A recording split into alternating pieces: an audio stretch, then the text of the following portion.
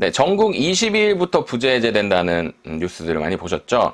다시 한번 명확하게 설명드릴게요. 알기 쉽게 이야기 형식으로 설명드리겠습니다. 1. 전국 22일부터 부재 해제는 팩트이나 지방은 22일부터 시행되기는 힘들어요. 왜? 일단 권한이 22일부터 국토부로 넘어갑니다. 국토부의 기조는 부재 해제해라! 그리고 부재를 계속 유지할 지자체는 손들고 와서 심의를 받아라! 땅땅땅 이거예요. 그러면서 국토부에서 승차난이라는 단서를 달았죠. 승차난이 있는 지역은 부재를 해제하겠다라는 것이 국토부의 기조예요. 즉 수도권은 22일 이전부터 부재 해제가 해당이 됩니다. 왜? 지자체에서 미리 부재를 풀어버리면 끝이에요. 사실상 여기에 좀 눈치 싸움이거든요. 오늘 서울에서 부재를 해제했죠. 그래서 10일부터 부재 해제입니다. 그래서 줄줄이 해제할 것으로 보이긴 하나 이건 조금 더 지켜봐야 되고요. 그렇기 때문에 지방 및 지방 대도시는 22일부터는 부재 해제가 조금 힘들어요. 승차난이 있는지 없는지를 파악을 해야 되는데 시간이 좀 걸리겠죠. 지자체마다 의견이 다르겠고요. 그렇기 때문에 22일부터 부재 해제는 팩트나 22일부터 당장 시행은 힘들 것이다. 그러나 그 전에라도 22일 전에라도 지자체에서 눈치 싸움을 해서 해제를 해버리면은 해제가 되는 거예요. 2. 이미 서울은 이달 10일부터 당장 내일 모레입니다. 목요일부터 부재 해제가 확정이 됐고요. 아마 이것은 장관이 바뀌어도 쭉 유지될 듯 합니다. 일단 현재로서는요. 서울은 부재 해제 계속 쭉 확정. 서울 개인택시 조합원의 한 사람으로서 격하게 저는 부재 해제 환영합니다. 우리 업권이 올라가는 일이라고 생각을 해요. 자, 3. 그럼 지방은요? 4. 이번 택시제도 운영 기준에 관한 업무 준칙 개정해 보시면 승차난이라는 얘기가 나오고 지방은 승차난이 있는지 없는지 여부를 지자체에서 결정하게 되어 있어요.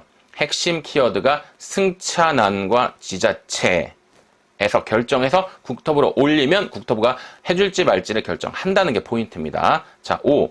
국토부에서 승차난이 있는 지역은 부재를 풀어야 된다고 못을 박았기 때문에 부재를 유지하려고 하는 지자체 및 각 시도는 부재를 유지하겠다라는 의견을 유관기관과 모아서 국토부에 수도권은 3개월 이내, 지방지자체는 6개월 이내에 올려야 돼요.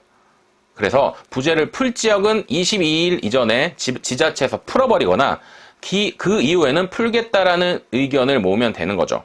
사실 이것도 눈치 싸움이에요. 22일 이전에 줄줄이 지자체가 풀 가능성이 있는 지역도 있기 때문에 22일 이전에 지자체가 풀어버리면 부재 해제되는 것이고 유지해야 되겠다라는 기조가 있으면 22일 이후에 이걸 올려야 되는데 이마저도 국토부에서 승차난이라는 가이드라인을 봐서 해줄지 말지를 결정하겠다라는 거거든요.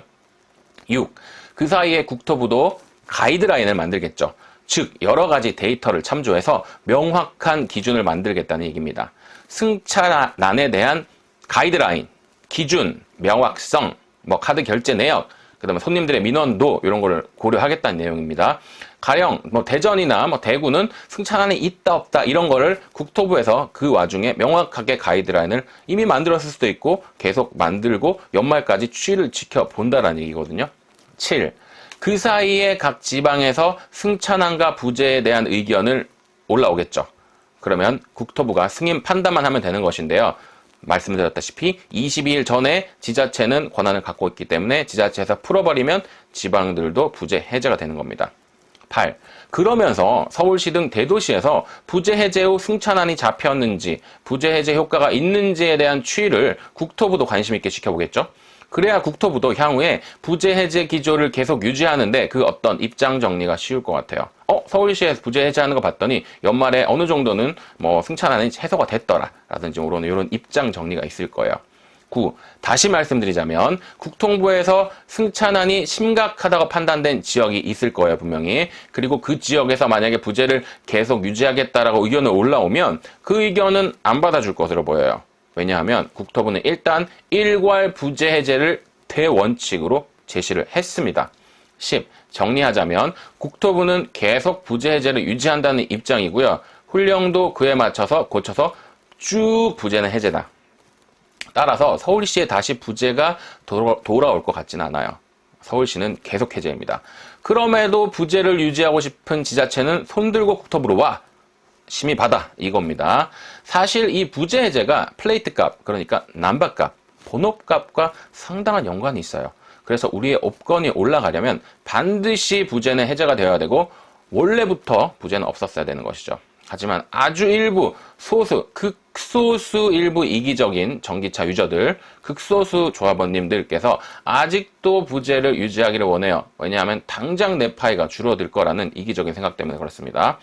개인적으로 서울시 10일부터 부재 해제 저는 격하게 환영하는 입장이고요. 지방도 조속히 부재 해제가 되기를 바랍니다.